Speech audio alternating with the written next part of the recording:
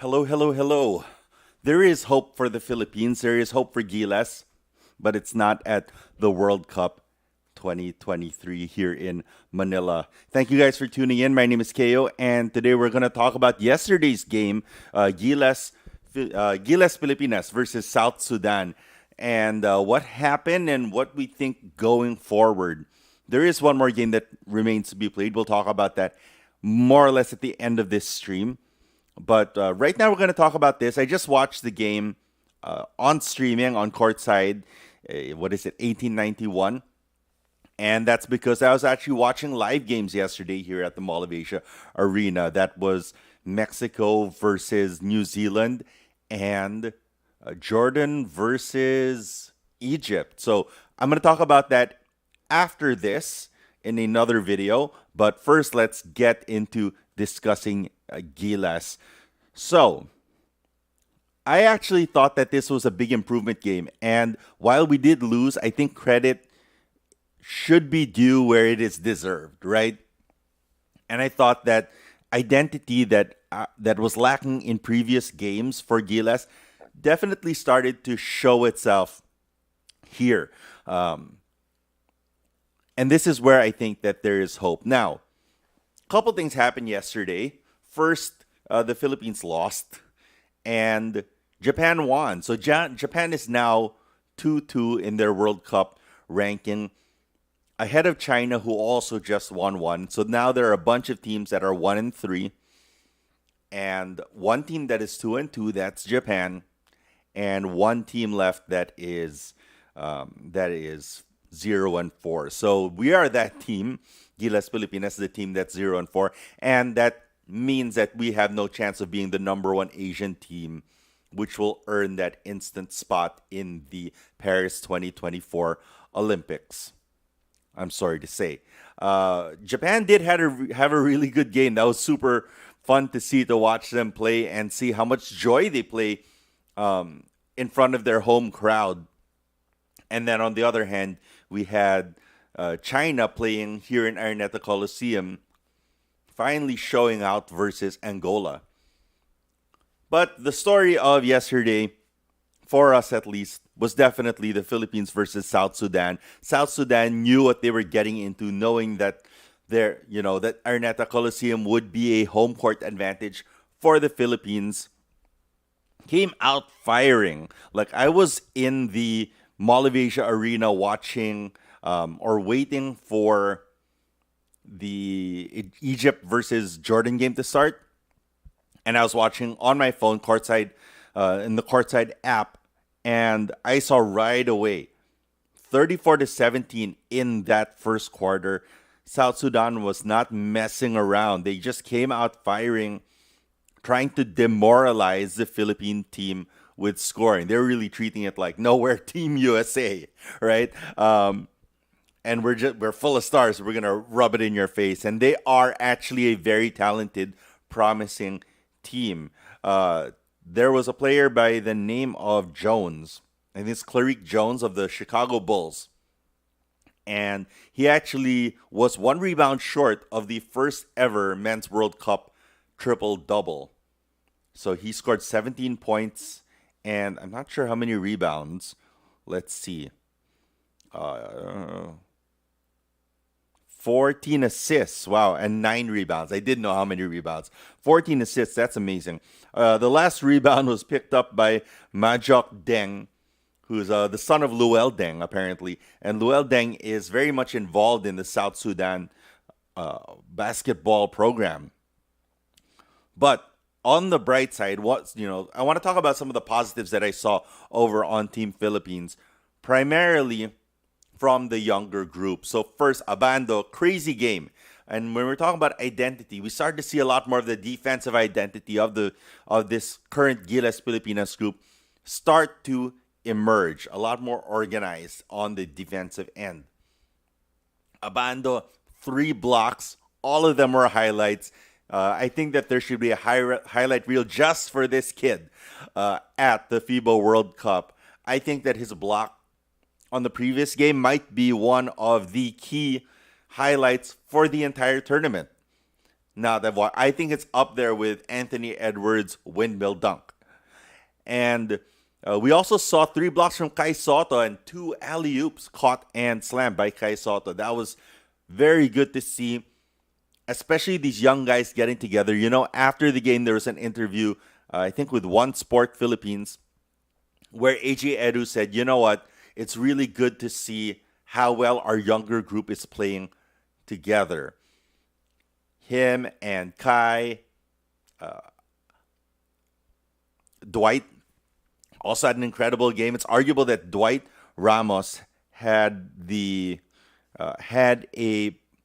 more impactful game. He might have been player of the game. I'm not sure who was awarded TCL player of the game, but Dwight had 20 points and 12 rebounds, 2 assists. And Clarkson, I think, led in assists with 4 assists and 24 points and 3 rebounds. Clarkson shot 4 out of 10 from 3 points, resulting in a 40% three-point shooting. That was quite impressive. Dwight shot also 4, but only took 8, so he had a higher percentage. And that really was kind of the fuel in the rally that happened in the third quarter. If you look at the breakdown throughout the game, the Philippines only really were blown out in that first quarter. Second quarter, third quarter, second quarter they matched South Sudan. Third quarter, they outplayed South Sudan. And then in the fourth quarter, South Sudan came out firing again and regained their lead. There are, I think, between, you can really see the difference that an NBA player makes on a team, especially a team that's organized. JC, Jordan Clarkson, did have 24 points, and you see that he was a force in that game. His three-point shooting finally turned on in this tournament, and you saw his role in the offense. Unfortunately, if you're talking about the total scores or the total box score or statistics in this game, one of the key stats that I wanted to point out was first A on South Sudan, bench scoring, right? They had 26 points from their bench versus our 12. Points from turnover, they had 13 to our 7, and then they had second chance points. We actually won that one, but I'm trying to find the fast break points, and they had 29 fast break points to our 14. So despite our defense becoming a lot more organized and a lot more successful in the half court, our full court ability to run the floor in defense just completely wasn't there. And as a result from those turnovers and leading those fast breaks, that was probably the area in which we need to improve a little bit more. But again, hope for the Philippines. I think the real hope here is that those young guys are playing really well together. You've heard me talk about a double big lineup, 2 big guys, 3 guards, working really well for GILAS Pilipinas, and we saw it in this game. 2 bigs, AJ Edu and Kai Soto, and 3 small guys. In this case, it was Dwight. Well, some combination of of Renz, Dwight, Clarkson, Ravenna, Scotty Thompson, some combination of those and those 2 big guys being able to play and run the floor. Now, I do really enjoy watching Junmar Fajardo. He's one of my favorite players in GILAS right now. Didn't play a lot yesterday. I think he got 8 minutes, and he also didn't get a lot of success in those 8 minutes. This is a better matchup for Kai, a better matchup for AJ because of the speed. But I think also with Junmar's age, him being 33 years old, I would like to see some of the younger guys get more minutes so that they can develop a bit more. When I talk about hope, that's what I'm talking about. It's that these young guys coming into their own and becoming a team that can be successful in the next 3 to 5 years. And that means that not focusing on the 2024 Olympics, but focusing 4 years in the future at the 2028 2028 Olympics and maybe even the 2027 World Cup at that. I think that those are really bright spots in what we saw yesterday. And moving at this final game versus China, let's talk about that because in China they also have an NBA player, Kyle Anderson. He's playing under his Chinese name. I don't remember what that is, but he did ball out in this last game, and he was certainly the X factor in that Chinese game yesterday versus Angola, I believe. Oh, I closed the app. Oh well. Yeah, so Kyle Anderson was a force to be reckoned with. He'll match up really well against Jordan Clarkson. If you ask me to choose Jordan Clarkson versus Kyle Anderson, I think I'm going to choose JC every time. But it really has to do with how they function in the offense. As I said, I am really enjoying watching these younger players. I personally would like to see a Clarkson-less lineup in this Chinese game, in this game versus China. And but that said, because Kyle Anderson is there, I would like to see JC go up head to head with Kyle and maybe match his minutes more or less. But I am optimistic for that game.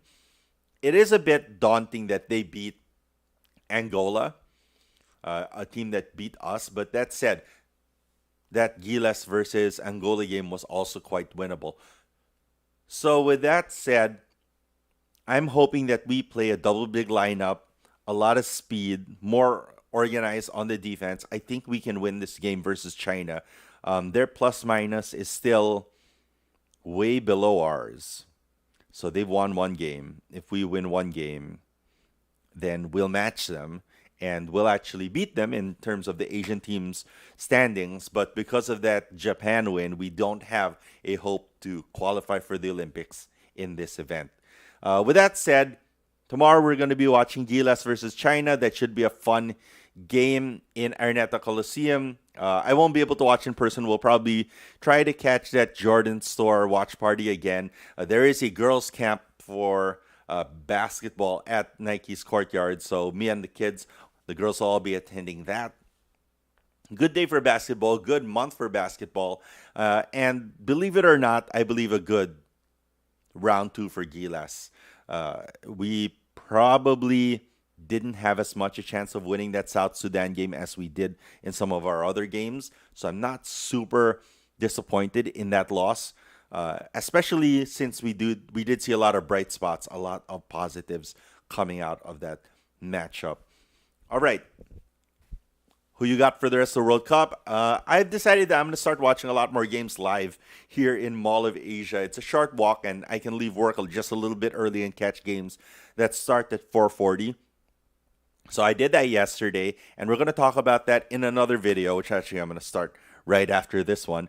But we managed to catch Mexico versus New Zealand, and that Mexico team really was something else. I'll talk about it a bit later. But next week, we also have all 4 quarterfinals games. I just went ahead and bought general admission for all of those.